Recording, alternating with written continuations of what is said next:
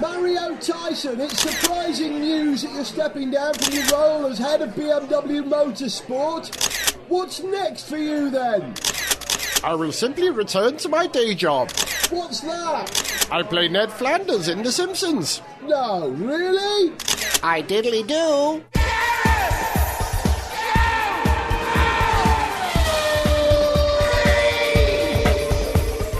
Hello, this is Gareth Jones on Speed. I'm Gareth, he's Zog. Hello. And he's Richard. Hello.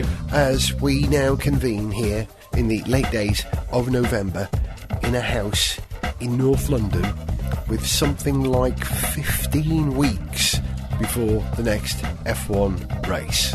What are we going to do? Richard? Well, right now, we're going to record this show. That's one thing. I wasn't expecting that question. What are we going to do on Sundays or every other Sunday? Yeah.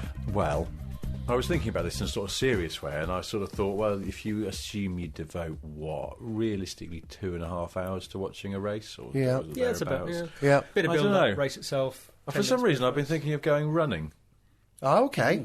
I don't know why. I just sort of, Wow. I was starting to get of an age where I started to think I probably should do some exercise, because I don't. Would ever. you theme your running in a Formula One way at all? You know? Well, I could make a noise while I ran. Yeah, that'd be good. And get a nice Doppler effect for Yeah. people I ran past. But that would require me to go. But that would be all right, because It would keep people away from you when you're running in central certainly London, would, wouldn't it? yes. Yeah. It could Looney. be interfering Here with your comes the loony. breathing a little bit, I think, I think which I it'd be believe quite is an hard to important run. part of the Do you know what? thing. If I'm going to make that noise, it would probably be easier if I just drove, wouldn't it? Because then I could make the noise. Good plan. I wouldn't be out of breath. Yeah. Do you ever Would do you that? wear a helmet, a race helmet? Like No, a... I think. Do you know that would make it harder, wouldn't it, to run? It would make it a lot harder to run, actually. And bearing in mind that I'm fairly unfit. And they wouldn't hear your noise as you made it running. No, the so noise would clearly. have to be pre-recorded in that case, and that I wouldn't then be able to sync the noise to any corners I came Yeah, to. that's tricky. You Yeah, if I stopped for a minute to get my breath back, which I'd have to because I'd be very out of breath from making the noise, I could do that. Yes. On the limiter. And you sound like a little dog. I was about to say that. Attacked by spaniels. But didn't they open up the Abu Dhabi track for local runners and cyclists? Yes, Was it Abu yes, Dhabi they they do. did this? And were for? they And required to they make had- that noise themselves as I they ran sincerely races? hope so. Right. I gather there's also a sort of running club amongst some journalists and engineers from the Formula Yeah. One sort of travelling circus. Yeah. Who every track they go for a run round it. So yes, but I don't think they go. When they're out of earshot of everybody else. Does I anyone bet they else do. pretend that they're driving if they're pushing a trolley around the supermarket, or is that just me? No, I do that. Never. Yeah. I do that, Yeah, yeah. because then you get a nice bit of oversteer going around the ends of the aisles. I do that walking down the road. I'm going to the shops and, and Jones clips the corner there. He's deep into this one. We've seen the other guy coming. Yeah, What I can in never my head. quite resist the temptation to do, though, is when I've got a nice clear aisle, just push it, get up a little bit of speed, and then just jump on the back of the trolley. yeah. and Yeah, roll the we'll way. do that. Yeah. I also, since we're talking about these faintly embarrassing things, I sometimes, if I'm walking through the tube network in London, if I'm walking sort of between lines, Bank and Monument, for example. so where I there's that long have to do walking Tottenham connection. Court Road quite a lot between. Bank the and Monument is the spa of the London It is Underground, very, isn't very it? old, Yeah. steeped in history. Technically flawed in some Often ways, damp. but very, But they're never very gonna- no, we're evocative, never and gonna some do nice uphill bits. I do Tottenham Court Road, Northern Line, Central Line, and vice versa. But if it's very busy, but you can still walk faster than most people, and you're cutting through the crowd. I sometimes imagine that Martin Brundle is commenting on what I'm doing. I wish I was making that up. I really don't. And it's just, And Porter's mighty today through Tottenham Court Road. yeah, he's taken it. Well, because I sometimes think, he's taken a wide line there. Okay, he's got a lot to make up. There's a guy. He's never going to get past the guy with the briefcase. He's a bold move. That is a bold move, but he's made it stick. Think yourself lucky that it's not Ledyard doing it. Here comes Porter. Let's see what he can do. That's all you get, really, isn't it? I think I'm the only person who doesn't particularly mind Ledyard. I don't mind him at all. Yeah, I know there's a don't lot of mind people, him. it seems, from reading stuff on Twitter and so on, that there's a lot of people who don't like him, but I think he's all right. I would Perfectly good, prefer yeah, no, David Croft off Radio 5, who... It brings us alive! Yeah, he does. Yeah. And I met him at the British Grand Prix, and he's a really top bloke as well. So, all things being equal, imagine him and Brundle together would be... That'd be I think tremendous. it'd be terrific. But Ledyard's all right. Crofty takes part in the Johnny Herbert karting challenge, or has done for the last couple of years and will this year. I hope to see him, and I will tell him that. Get in there, boy. Get yourself that job on the BBC. I'll tell him that. You'll do it in that voice? Yeah, good, mate. It's the only way to get done. Here it there. They made that legend. It's all right. What you in there do? He'll understand. He works for the I was BBC. proceeding down the high street in a orderly fashion when I saw the suspect emerging from the shop. Did I tell you, by the way, I think I said in the previous show that I knew that Mark Blundell was aware of the D.I. Blundell police parody. Yes, Sniff Petrol. Sniff Petrol. But better than that, when I promoted the last one that I'd written about the race in Abu Dhabi, the first person to retweet it across Twitter was Mark Blundell. There it himself. is. Good. What a nice man. And very magnanimous, as Rob Smedley would say. You won't know what that means. But I'm sure. I'm hoping you've got another suggestion of stuff to do over the winter when there's no F1. Well, no, because actually all the ones I thought of were actually quite sensible, which is genuinely I thought, so you've got 2.5 hours a week. Which, if the time is a valuable thing. And so I was also thinking, there's a lot of things we all say we're going to do that we don't do. I am probably too lazy and inept to learn the piano, but I keep thinking I've got an idea for a book, but like not one of those sort of silly throwaway Top Gear books that I do, but like a proper book. Maybe I should do that. Every other Sunday afternoon, around 1 o'clock, sit down and force myself to work on it for 2 hours. Plus maybe a bit of red button stuff. I won't push you too far on this, but are we talking novel or are we talking factual? Are we going to be doing like a chapter a week or just... It's a sort of novel, but it's like a sort of faux history of something. I don't know. I'd quite like to tell you about it, but I also don't want to say it because it'll just be one of those things where you get annoyed where it'll jinx it or someone will nick it. I'm intrigued. Yeah, I have mentioned it to someone who works in publishing who said it was quote-unquote quite a good idea. That's a good start. The quite is always a bit of a worry, but Was he an American or a Brit? Because Americans and Brits use quite in a different way. How was the play? Oh, it was quite good. A Brit. Ask an American, how was the play? Oh, it was quite good. Yeah, in Britain, it undervalues something. In the States, it overvalues something. Yeah, it was quite good. Z, what would you suggest in the F1 down F1 down bit? Well, first of all, I've been thinking for a while, I'd really like to learn to make flint tools. One of the oldest skills. No, seriously, wouldn't you? Wasn't expecting that as well, mate. But it's one of the oldest technologies in the world. Yeah. A lot of the flint knives that prehistoric humans used, they're still razor sharp when you dig them out of the ground today. Don't doubt it. And most of them are still in use by the HRT team, I believe. It's the only way they can afford their tooling for their cars. But, how cool would it be able to make stone tools? Like the old Neolithic forebears. Seriously, I would like to learn to make flint tools. I've got to be honest, I might well do that. I did not see your answer coming, but I have knives at home, so I'm sort of happy with it. But I know where you're coming from, because it's one of those things, it's like dry stone walling. There's a part of me that thinks, I'd love to be able to do that. And obviously I'd have really no use for it. But Central London. You think it's very satisfying skill, surely, imagine that. Well, funny you should say that, because my suggestion of something to do over the winter has the same sort of satisfaction to it, exactly as you've just described. Right? Have kids. Have kids, right? Because now that the F1 season over, I can spend some time with my kid. Oh, haven't you grown in the last 6 months? Sorry, 20 races. What do we call it now? Which one are you again? Oh, I remember. That's right. Yes. Oh, you're the one that likes Vettel. That's right. Yeah, that's how I distinguish my boys these days. But the advantage of having kids is that they bring all this wonderful stuff into your house. On a number of occasions recently, when I've been a bit bored because I've been in between races, I've tweet-picked. Is that a verb? Tweet-picked? Tweet-picked. I'm going to put one foot here. No way that's a verb. Don't be ridiculous. You're making it up if it is. Okay. Don't anger him, he's got a flint knife in his pocket. I've just been correcting people's apostrophes all day. I've been emailing people to say that they've got misplaced apostrophes on their websites. Good lad. Have you lost all faith in humanity? I've just been in a bad mood and I've been willfully pedantic all over the place. The internet made me lose faith in humanity this week as well. It's just, man alive. I'm sorry, but one of the worst things that's ever been invented is the comments section on a website. I don't mind message boards and forums and things like that because I think they're sort of self-contained and you choose to go there. But I don't want to read a news story on The Guardian or The Telegraph or something on one of the car websites at topgear.com or something.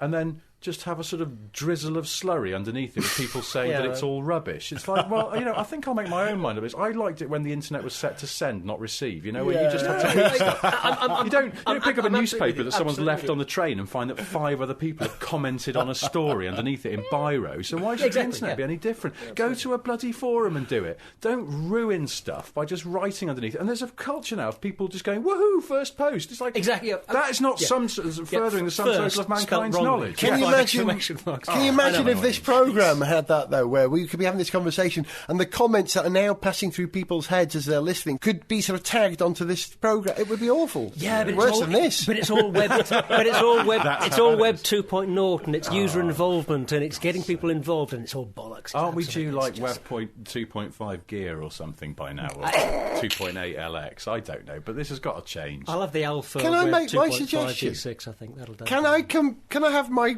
train of thought back and finish my Sorry, suggestion? yeah. Have some kids, get some Geomag or get some Lego Technics, right? If you like technology, Lego and Technics. if you like F1, you probably like technology, get into that. That will eat up That bloody Geomag months stuff of your is life. amazing. You should take a. You can take a picture of that and I put will. it on the website. I will do it, It's yeah. That properly is good. That is very impressive. I will do it almost now. In fact, I will do it now. Using That's going to result in us watching you using your phone. this is not good radio, is it? Me taking pictures of things. I tell you the other thing I might do though in this Excuse F1 me. downtime is get around sort of to fixing all of the little niggly things on the car that maybe Yes. could do with fixing. Dog, the season There's a- starts in March, not next December. You're right, yeah. Yeah, I've got a few things in my flat I need to sort out as well, but Yeah, these things accumulate. As you will have noticed from the last time we left this house after the last recording, every time I get out of my car at the moment, I have to pull the cooling fan relay out of its place in the fuse box in order that the fans don't keep running and then run the battery down. So why are Now, the it's a fans very- still running then, or do you not know? I'm pretty sure that it's the temperature switch that's actually in the radiator, temperature sensor, that's just sticking. And it needs a new switch, 20 quid. But it's one of those bits that's just really, really hard to get at. And so it'll take Car's ages. not going to get stolen at the moment, though, is it? It's got the best Oh, it's not. immobiliser in the world. Oh, hasn't it? absolutely, yeah. Final suggestion, right? Real quick. If you really are bored, here's something I've been following for a number of years, and I was at one last year, and it was bloody great, actually. Race of Champions. This year, at the Race of Champions, Vettel, Schumacher, Prost, the right Prost, right? Yes. Not his son, you know. The right Schumacher as well for The that. right... yeah. Still the right Schumacher, even after last season. There must be 7 Loebs by now. They won so many championships between them, the Loeb brothers. But it's certainly not Lisa Loeb, the not so well known American yeah. singer-songwriter. Yeah, that's She right. Was it Lisa Loeb and 9 Stories? That's the we're one. getting That's distracted. very again, good. aren't we? However, So in go on. my opinion, the wrong Doohan, they've got Mick Doohan. They should have James Doohan, Scotty from Star Trek, although he's dead, but Hey, that'd still be look, good. it's a good. I'm sorry, I'm just reading down this list now. But Yeah. Tanner Faust, I Tanner know Faust. him. Yeah, have you met him? From Top Gear America? Top Gear America. No, And right, the Dr. I knew Faust that he fella was who sold going us into the- that. Yes, we had a standing thing on the set of Top Gear America. Of just we imagined that he was some kind of Victorian villain, so that he could always leave us standing in the rain, and we could go Faust at the darkening sky. Yeah, he's a good guy, and he's a great driver. And As so is Heikki Kovalainen. Kovalainen, Yeah, and who Tom won it. Christensen, Yeah, the king of who's won Denmark. it? Yeah, Andy Brio. Have you? I think it's pronounced Plur. I don't know who he is because nobody does. Jason Plato, knockabout champion. My mate Alvaro Parente, who is there, ex of GP2 and A1 GP Team Portugal, and he's top lad. Philippe Albuquerque is the other A1 GP Portugal driver. Hot young boy he is. Jeroen Bleekemolen, again from A1 GP. Bertrand Baguette, the French equivalent to someone we called Barry Sandwich. Or David yeah. Bread. Yeah. David Brett. David Bread. Bertie Long Thin Loaf. Peter Bapp. Anyway. Peter who have we Bapp. got next? Carl Edwards. NASCAR. Yeah, a bit interesting. and Travis Travis Pastor. Yeah. So we've got Baguette and Pastrami. Pastrami. Yeah, I'll It's have gonna one be of a each. delicious Yeah, race we've got of tasty champions. Sandwiches.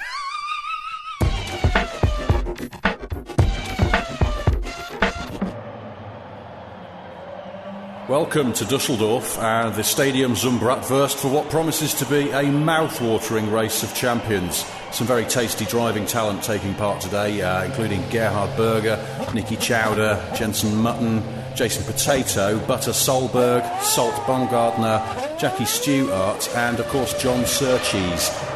I'm sorry, I've just been told someone has stolen my script and replaced it with a menu. Faust! Next Central with Gareth Jones on speed! Looking forward to next season's F1. One of the seriously massive questions in my head is who's going to be Lotus next year. Now, Richard, I know you've been having lots of top comedy about this on Sniff Petrol. Quite right, too. Zog, I'm certain you've got a view on it. A confused view. This is the trouble, yeah. I was trying to explain to someone the other day in detail what the story is, what's happened. You know, Lightspeed considered joining F1 and branding themselves Lotus because it was a good idea suggested by someone in authority, apparently. That deal collapses. However, Tony Fernandez comes along, puts it together and says, that's a good idea, we'll do that. Gets Mike Gascoigne in, puts a team together who are based roughly in the same geographical part of the world as historical Lotus. Lotus themselves have blessed their use of this. Yeah, go on, be Lotus. Then in the meantime, along comes Danny Baha.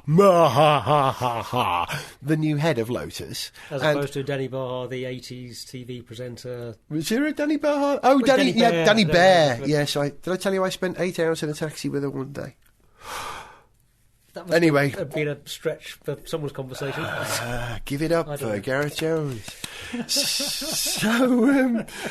So Danny Baha comes along and he's given the task of rebirthing Lotus, turning it from being a company run on very basic handouts of very small amounts of money, scratchings and one new car every 10 years, and turning it into the new mega British Ferrari and Aston Martin and everything else. Yeah. And decides that Lotus are synonymous with racing, have got to be back in racing, announces an LMP2 car, announces a GT3 car, announces a GT2 car, announces a race series for just about every one of the 7 new road cars they're going to produce over the next 24 hours. And we've got to be in Formula 1 as well, so we're going to sponsor the Renault team and you're not allowed to be Lotus anymore. And you know, it was fine until this great new plan, which incorporates the road cars and the race cars. In 3 words, Richard, what's going to happen with the Lotus plan? 3 words? Yeah. I could give you my reaction to the Lotus plan in 3 words. How about 300 words? Which is basically, what the f***? Yeah. That's 3 words. Yeah. But what's going to happen? Well, the first question that I think a lot of us had when these cars were announced at the Paris show, and we're going to talk about the LA show in a bit, but they did it all again with some more baffling and unconnected celebrities announcing the cars, chiefly every Baldwin brother except Mike Baldwin from Coronation Street. And I just don't understand that particularly, and what they're trying to say about the brand.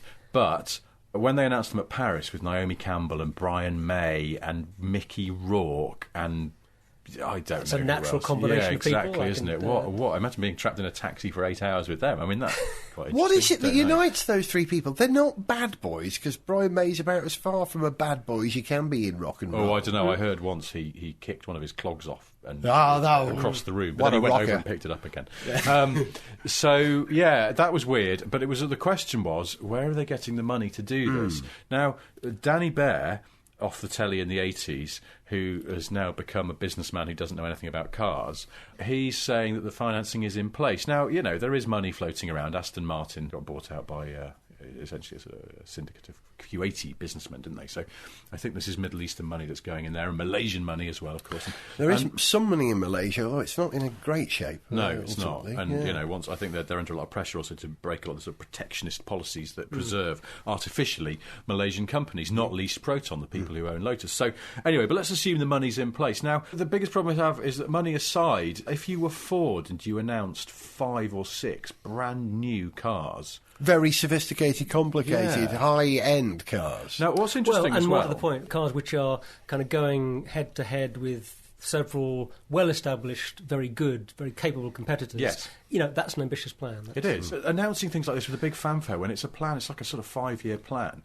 It just thinks, well, there's so many things that could go wrong along the way. It's as stupid as some lanky git off a podcast announcing that he's going to take up running. It's probably not going to happen. So, you know, it just seems to me that is tempting fate for a start. Never mind the fact that, no, it's interesting the way they've gone about this. Yes, hire some celebrities. Well, basically, if you've got a big enough checkbook, you can do that. Let's not be under any illusion. Naomi Campbell is a professional model. Yeah. She appears and smiles at cameras for money. That's 20 grand, what she does and she will turn up to the turning up. But she has links with Lotus anyway. She once threw an Elise at somebody who... I remember that, yeah. I think there was a Naomi Campbell limited edition Elise. I kid you not. Oh, was there? Yeah, it was auction for some charity thing. She designed the colours on it and written Naomi on really? it or something. Okay. something. Well, I mean, there's That so is many ringing special a edition vague bell, Elises that it's hard to actually. keep track, isn't it? There's probably been a Delia Smith special edition.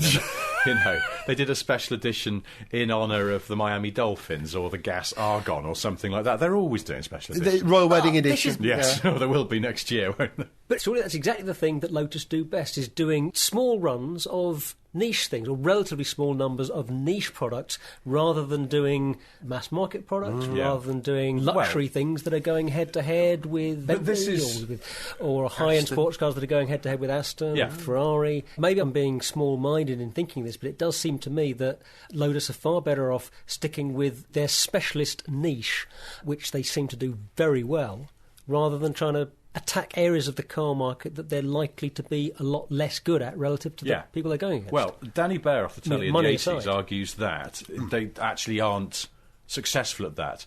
They're preeminent in the cars that they make, but as a business, they're not making money off that. So, and if you actually look at it, Elises these days, they're surprisingly expensive. You know, 28 grand. yeah, the yeah, cheapest and that's, one. you know, and they are starting to put electric windows and stuff on them, which, again, purists go, well, that's against the spirit of it. But actually, for a car that has naff all on it, really, it's quite pricey. Oh, yeah. And they're still not making money, supposedly. So they've got to go somewhere. I think the truth, or the solution, should lie somewhere in between. But I think that it should be, you know, they should maybe look at doing more nichey things.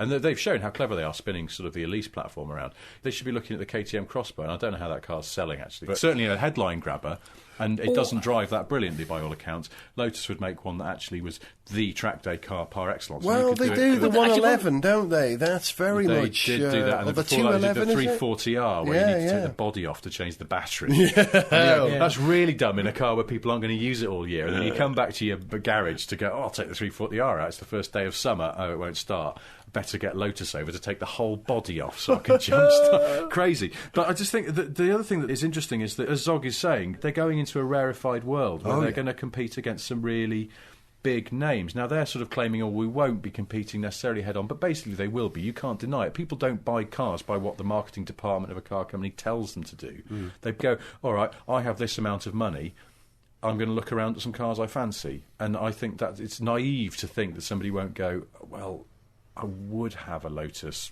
Exima or whatever it's going to be called, but frankly I'm going to use it every day in London or Paris or New York or whatever, so I need a reliable car that won't... So, yeah, I'll be a bit more conservative and I'll get that. I'll get a 911. Yeah, It takes a long time to establish a brand in that sort of area. But I think what Baha believes is that with a sort of a carpet bombing approach, you can rewrite history. You can mask anything that's been before with the glory and the glitz and the glamour of Ferrari, because that's where he plied his trade. Yeah. And I'm not convinced. I'm genuinely not convinced. I think if Lotus made one... I mean, they do make great cars, but if they made one unbelievably well-engineered car and built out from that, that's the approach to take, surely. You know, incremental steps, as Ross brought. The most Well, where's the amazing evidence thing- that sort of that carpet bombing approach is releasing a whole raft of new kinds of vehicles at the same time is going to make up for not having any history outside your specialist sports area? I don't get it. I just no don't reason get to it. And think also, it's because the thing is, yeah, you can pay the supermodels to appear on your stand. Yeah, you can make these big announcements. You can get clay models made into fiberglass models so they look good on those stands. These things, if you've got a few quid, are all possible. I get sent their press releases on email, and, you know, they're really shoehorning themselves into the sort of glamorous lifestyle world. Lotus makes a splash at New York Fashion Show, blah, blah, blah. That's all well and good. But the fundamental fact is that the cars are still made in some industrial units in Norfolk. I don't think the fundamental qualities are there to make a 90 grand sports car. You know, Porsche, Ferrari have been doing this for a long time. Let's not forget that, you know, Ferraris were pretty shoddy up until relatively recently. Yeah, it's taken a while to get the quality into Takes it. a long time. No matter how deep the Proton pocket is meant to be, I can't see it sustaining this. I think it is the boom, the death knell sounding for poor old Lotus. But in terms of the road cars, I'm genuinely worried, because you know how I love Lotus. I'm genuinely worried. In terms of the race cars, it's kind of entertaining and fascinating, the F1 cars, because next year it looks likely that the Renault team is going to be sponsored by Lotus, or it'll be Lotus Renault. Lotus is going to buy part of Renault. They're not just Intergenie, sponsoring it. who own part of Renault. However, what was the Lotus team, Lotus Racing, will have to soldier on as a new name. And I've got a clue in my mind of how they're thinking, how they're going to get out of this. You know, they've announced already they're going to race in black and gold next year. They've said that. Yeah, the old JPS colours, yeah. Oh, I remember having a little model of that JPS Lotus. Fantastic. That's what you call the team. What, JPS? Exactly. Because they, Hey, why not? but they don't sell JPS fags anymore, so they'll be all right doing that. That's just the name of the team. Actually, that's true. Yeah, Because you're not allowed to advertise cigarettes, are you? So you can't do them for advertising fags because you're not They advertising don't make. anything. Well, they could do them for advertising fags in the 70s. You're going to give people in the glamorising 70s 70s smoking-related smoking. diseases. And when the lawyers get a hold of it, you know, there'll be a massive court case and they'll issue compensation at 70s rates. It's £4,000. 18th and 19th occupied by HRT, still apparently cutting their carbon fibre with a flint axe. And that's actually not carbon fibre at all, it's roofing felt, so budget clearly a problem there. And making up the final two places on the grid, it's the two cars from the team formerly known as Lotus, now known, of course, as Team JBS, Whoopies, Red Barrel, Slang, Angel Delight, Austin Allegro, Angela Rippon, Cheesecloth, Flared Trousers, 3-day working week, the great smell of Bruce Morecambe and White Christmas, special space opera Act 1. Catchy.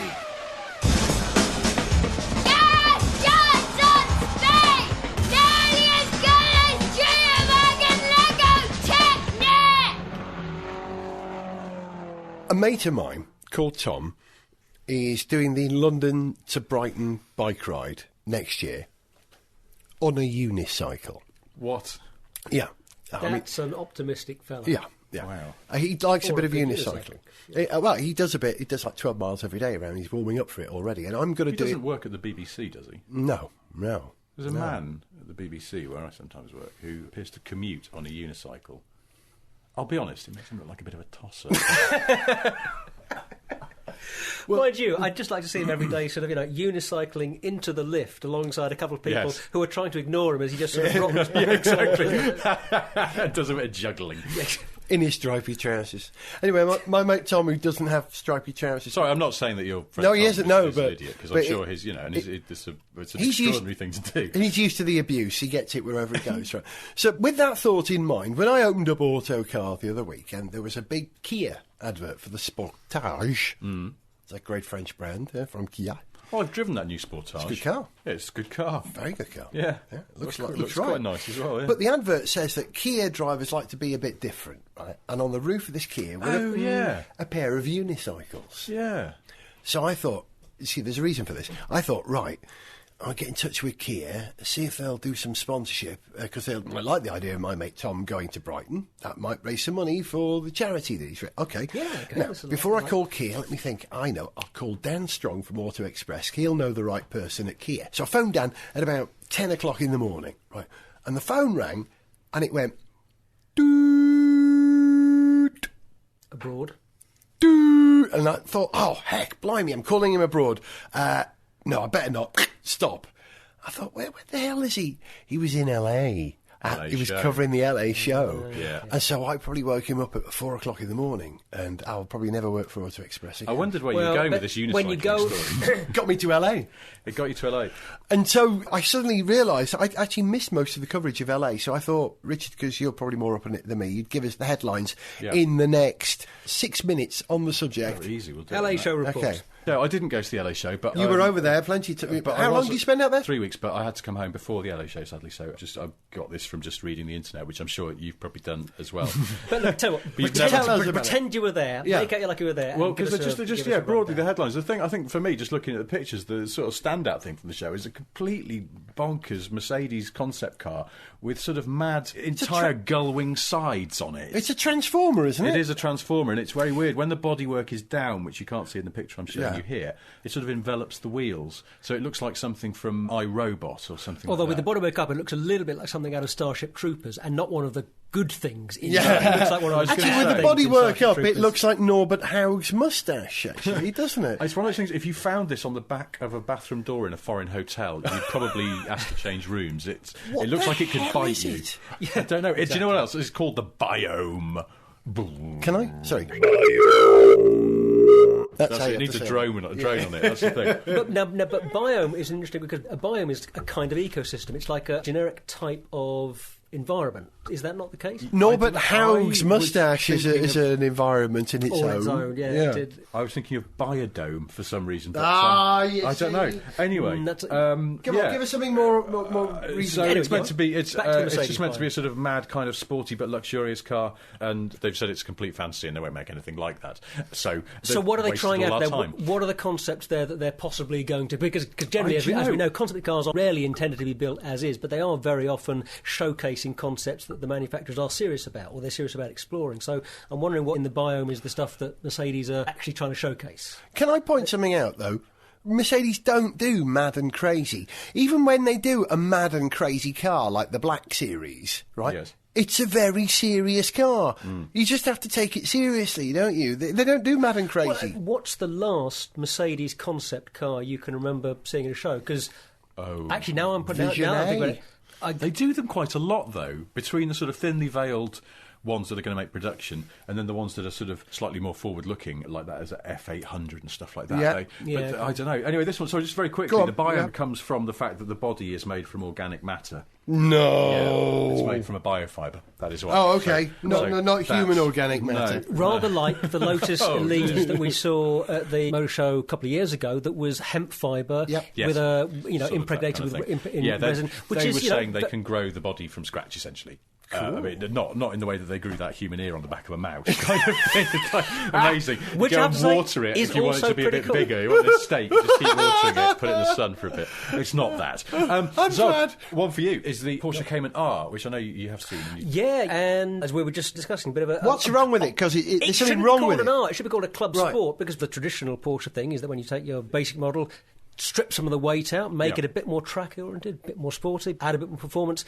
It's the club sport model, and the R is a more kind of rarefied designation. So it's a bit odd that they've kind of gone straight for the R. What's that about? I don't know. Well, I just think they're cutting fast and loose with their own history. And let's be honest, if you've got that kind of history, you want to preserve it and not let the marketing department just ride roughshod over it. So Well, it's only 55 kilos lighter, so it's not mega light. Could this maybe be, of course, Porsche have now been taken over by VW, and so maybe VW are a bit more involved in marketing? You would hope that they'd be pretty hands-off in terms of how the company manages itself, because, you know, Porsche do a good job, but maybe that's a bit of VW influence. There'll be a Cayenne R next, or a Cayenne Club Sport. Well, that's the thing. Then you've really got to worry, haven't you? Very quickly, because we're cantering through these. One of the ones that I was interested in was the Fiat 500, the US spec version, which they announced pictures Love of the 500. a few weeks ago. Yeah, we do like the 500, don't we? It's a cute little car. Cracking little. Very cool. And it's actually, I had one on holiday last summer in Italy, and it's had really good fun as well. Just the 1.2, which I think is nicer to drive than the 1.4, and I'm really excited about this twin air. I knew you were going to say that. Oh, yeah. It's the real thing, I isn't think it? That's we a have, we have Cinquecento. one. We're being lent one in the Top Gear office. It's quite soon, so I'm going to try and bag a go in it, because I'm actually more interested in that than almost any new car that's coming up. Because, you know, if there's a new Pagani Zonda coming out or something like that, first of all, I'm never going to get to have a go in it, and none of us are. Never mind be able to afford to have it. And, you know, it'll be really good and really fast. Now, making a really good small car is a much harder thing. Yeah, exactly. It is much easier to make a no-expense-spared Exactly. supercar than to make a little city car work well. They're The Fiat building it 500. in where? Well, here's the thing. I only found this out when they were talking about it at the LA show coverage. The American Fiat 500 is being built in Mexico. It's not... You know, the ones we get are built in Poland alongside the Panda and the Ford Ka in Fiat's factory there. But, this is being built in an old Chrysler factory in Mexico. And I noticed it's absolutely identical to the one we get, except I think they've slightly redone the front bumper. They've put in those side markers that you have to have on American cars. And the interior looks exactly the same, except for one tiny and inexplicable detail change. Cup holders big enough for a big Oh, right, gulp. no, beg your pardon, two. It has an entirely explicable detail change, which is different cup holders. Yeah. But it also, I know this is really nerdy, but because I've driven the 500s a bit, I am familiar with the way that the interior looks. We like nerdy. Yeah. Right, now the electric window switches on the one that we have here are just these sort of big flat switches, old-fashioned ones. You just push the top bit for up, bottom down. Yeah. They've switched those for the sort of what you call the ring pull style that a lot of cars have now. Yeah, I know what you mean. Why? Paul. Yeah, why? But why? You know, in the way that when we're going to talk about Isn't it just Infinity what on the a market's later show, familiar aren't we? with? But Chrysler Infinity modified their cars for Europe. Yeah. One of the things they did was they changed the heated seat control for Europe because, if I'm getting this right, the Americans for whom that car was mostly designed, that range of cars, It's been out for 20 years. wanted like a flick switch, and in Europe we prefer a dial. And that was the attention to detail in their research. They changed it. I bet. But you get all kinds of odd little sort of cultural preferences or cultural expectations that are quite ingrained. I mean, actually, this is one that you might be interested in, Gareth. Apparently, someone had been doing some research on how astronauts in the International Space Station sort of rated other nations' astronauts' performance. And you've got some very interesting things coming out whereby the Japanese astronauts thought that the American astronauts were very irresponsible and gung-ho and paid no attention to what ground control said, whereas the American astronauts thought that the Japanese astronauts took no initiative and didn't take enough responsibility for making decisions on board the space station. And this is nothing to do with anybody doing anything right or anything wrong. Just it's observing entirely their to do different- with what their sort of norms of behaviour were. And also another example, when they landed back on Earth, the Russian astronauts thought the Americans were very showy and very brash in insisting on walking from the landing site to the vehicle that was going to take them on. Russians always sit there. They're always carried by stretcher because it's that's the way the Russians do it. You've been in zero G for weeks. Your body is not used to Earth gravity. You just take it easy. The Americans have a completely different mindset about it. Maybe that's the reasoning for this switch difference, that Americans are going to need something that's a bit more positive. I'm going to pull on a lever. It's like a trigger on a gun, isn't it? That's American culture as opposed to the up-down. It just baffles me that someone would go into a showroom and go, yep, I like the car, I like it, I love it, I love the way it looks, I love the way it drives, it's great, I'm going to buy it. Oh, wait, what? Is that the window switch? Oh, forget it. No, if the deal's off. Listen, one more thing from the LA show. We're going to wrap this up. It's the most strange thing I've ever seen, and I am assuming it's a horrible and cruel joke. The Nissan Murano, that 4x4 you get here? Murano! I haven't driven the new one, but I drove the old shape one, and actually I thought it was quite a pleasant car to drive. Yeah. It was very, very comfortable. It was quieter than an empty library. It was one of the quietest cars I drove at that time. It's bizarre how quiet it was and how it was just a pleasant enough car to drive with that awful chrome grille on it. Right, there's a new Murano. But they've made a convertible version of a 4x4. What? How could you... It's driven under a low bridge. I mean, that's what... As a kid, I used to try and invent impossible cars. Those little cars that we all draw... Was it just me? Sorry. I would always try and draw convertible estate cars and make it a joke. Look, I've done a convertible estate car. But that's what that is. There's the Nissan joke, and now there's the Nissan Murano, which is also a joke, isn't it? You've been listening to Gareth Jones on Speed. He's Richard. Goodbye. He's Zog. Goodbye. I'm Gareth. See ya. To send us an email, see pictures, get song lyrics, join our Facebook fan site or follow us on Twitter, go to garethjones.tv. Gareth Jones on Speed is made in London by Whizbang. I was going to say, I was in LA once and I left my phone on by mistake. It rang at 3 a.m. from someone that I actually very vaguely know, not a really good mate or anything, and he went, "Oh, hi, sorry, have I woken you?" And I went, "Yeah, I'm in LA actually." "Oh, God, it must be the middle of the night." And I went, "Yeah." And he went, "Anyway, listen, so I was just going to say, no, there's no anyway. There's no anyway on this. I'm going back. Your next word should be sorry, goodbye. Yeah, that's correct. It's 3 a.m. Gareth Jones on Speed!